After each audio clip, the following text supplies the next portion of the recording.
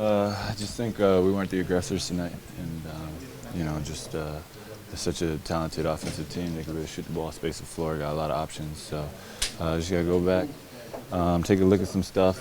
Starts with me at the top and being aggressive and not letting, and then it flows to the wings and the top of the key, not being able to have the ball move back and forth and not letting guys get comfortable, getting a rhythm. So. They might have the best shooting backcourt in the league. Most people think so. Where do you draw the line between saying, okay, they're great shooters, they're going to do that, and no, we can stop it?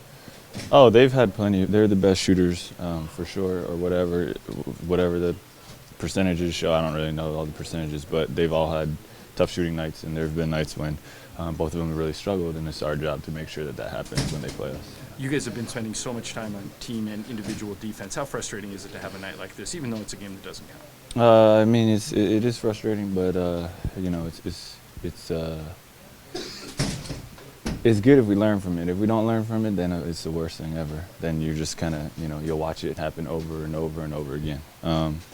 It's so early, and we're glad it doesn't count yet, but in our minds, it's really, we have to learn from it. If we don't, then we'll have a lot of nights like this, and I don't think we plan on having that. First time you've had a chance to play next to Kobe. I know when you were traded here, that's something that you thought a lot about. Kobe told us he thought a lot about it. How did you think it went, and what was it like for you?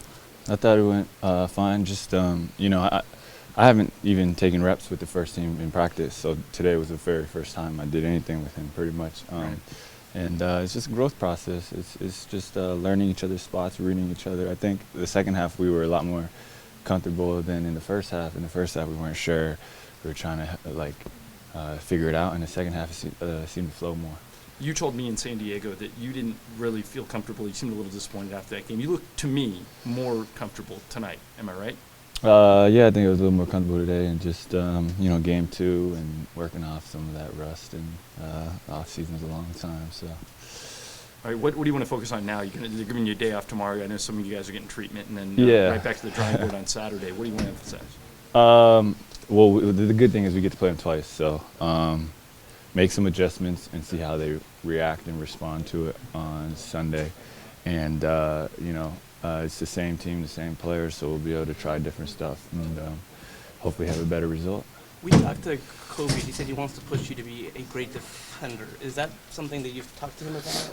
Yeah, I mean, that's pretty much all I talked to him about on the court is he's pushing me and he's demanding a lot from me, and he's definitely taking on a mentorship role for me on the court, and that's something that I don't think I've had in my previous 4 years in the league, and it's just nice to have somebody who's pushing me and helping me, teaching me the tricks, and it's also nice when he's one of the best to ever do it, even on the defensive end. Can you compare him to any? You played with Carmelo and Dwight and James, and these are all great players. But what's a little bit something that he does that you haven't had before? He's a little later in his career, right? Like when I was with Melo, he was younger. Same with James and Dwight.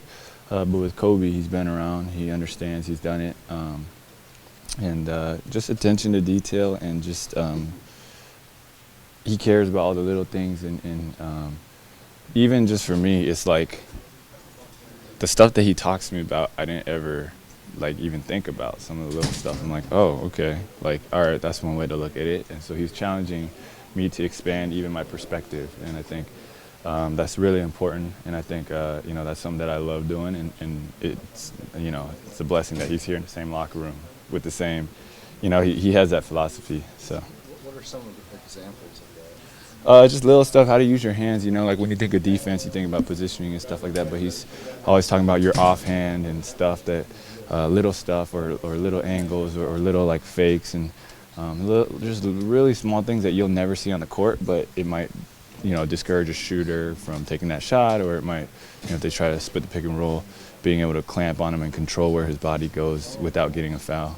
One of the other things that Kobe was talking to us about as far as the defense goes is that there's kind of a learning curve going on as far as knowing how to scheme properly. What's your sense of that so far in training? Yeah, it's exactly what you said. It takes time, and you can't develop an identity in 2 preseason games, but you can build towards it, and that's what we're hoping to do. And